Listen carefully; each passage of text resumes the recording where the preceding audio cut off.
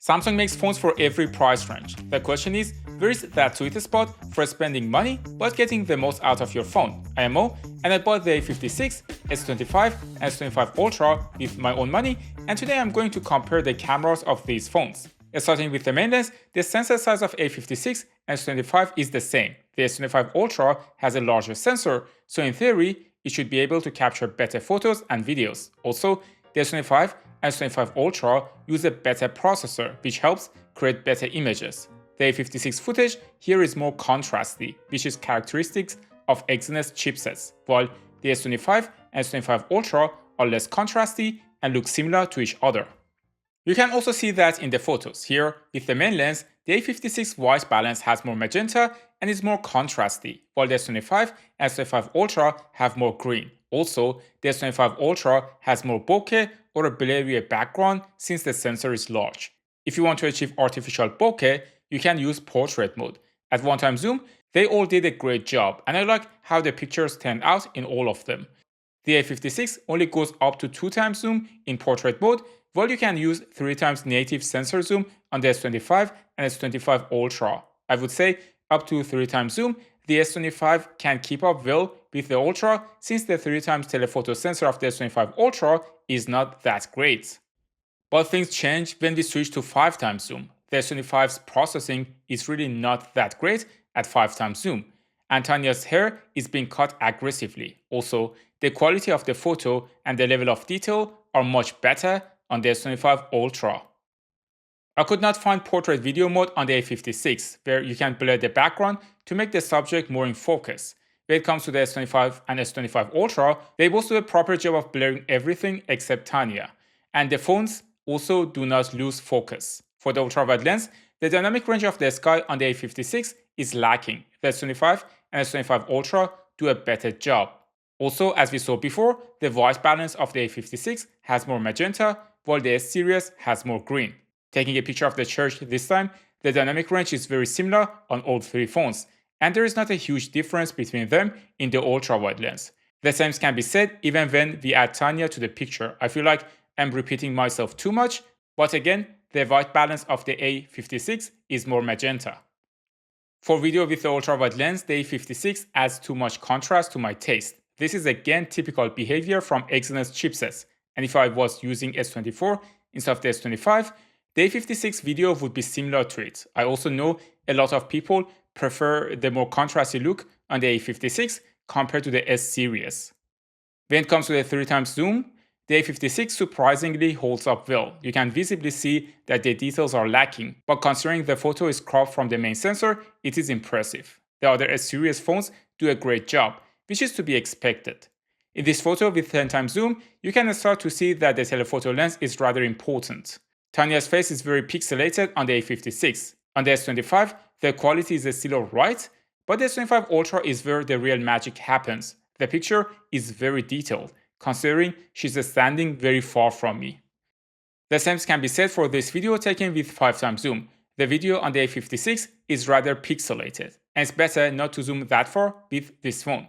The S25 holds up quite well, but the S25 Ultra with the native 5x zoom creates very pleasant footage that can be used on social media or even YouTube.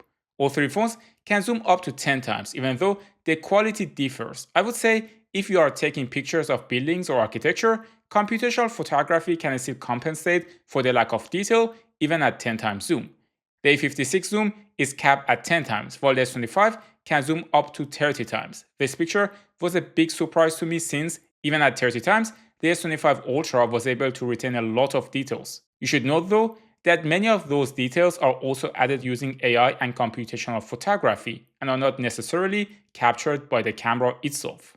The S25 zoom is capped at 30 times, while the S25 Ultra can go up to 100 times. There are situations from time to time when I find myself using that 100x zoom, especially when I'm curious to capture a subject that my eyes cannot see. All three phones are running One UI 7, but some features are lacking on the A56 compared to the other two phones. One of the main ones is the ability to shoot in log. Log is a flat profile that lets you color grade your footage after capturing it.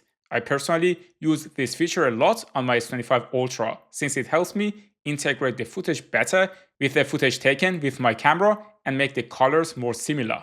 The S25 Ultra has a larger main sensor compared to the S25 and A56, which means you can take better low-light footage. The S25 Ultra's night footage is very respectable. Even though the sensor is still tiny, the combination of the chipset and computational photography allows you to get nice-looking footage even when there is not much light in the scene. And the phone does well with denoising. When switching to the S25, you can see a noticeable drop in quality. I really think Samsung should start putting better main sensors on their flagship phones like the S25 and S25 Plus, similar to how Apple treats iPhone Pro series.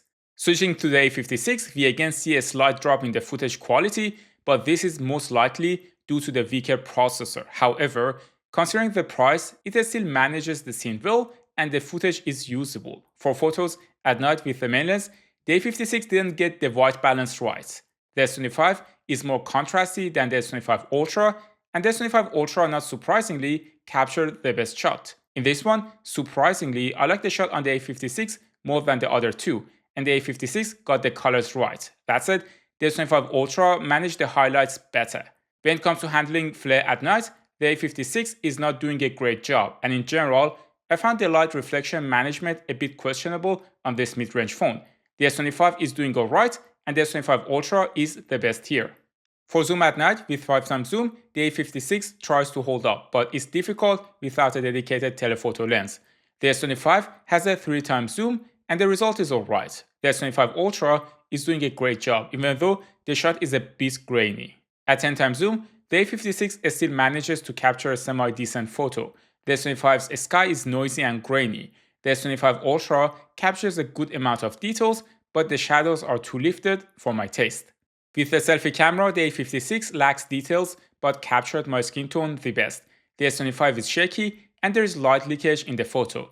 The S25 Ultra is balanced, but I feel there is a rainbow color effect on my skin tone.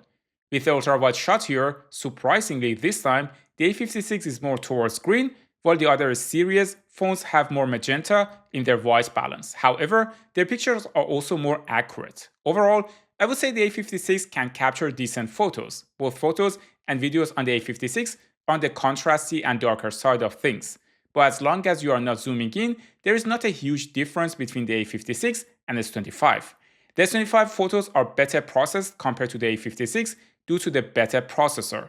The photos and videos are also less contrasty, and Samsung is putting more effort into the S25 rather than handicapping it by removing features such as lock. Also, you can get 3x telephoto lens, which is neat, especially for portrait photography. The S25 Ultra, not surprisingly, captures the best photos. During daylight, there is not much difference between the S25 Ultra and the S25 with the main lens, but in the low light situation, the S25 Ultra can blow the S25 away. Also, the 5x telephoto lens on the S25 Ultra is super useful for a variety of situations, and for me, that's the main reason of getting the S25 Ultra over the S25 and S25 Plus. Overall, I personally often use both the A and S series and switching between them, and they all do the job as long as you don't put the pictures next to each other. Also, note that when you upload photos to social media, the compression algorithm will destroy a lot of details. It is just a bit of a pity that the A56 does not have a telephoto lens, unlike a phone like the Nothing Phone 3a. If you enjoyed this video, you can watch the comparison of the A56 versus the Nothing Phone 3a with lots of pictures comparisons. Thanks for tuning in to Techno, and I will see you in the next one.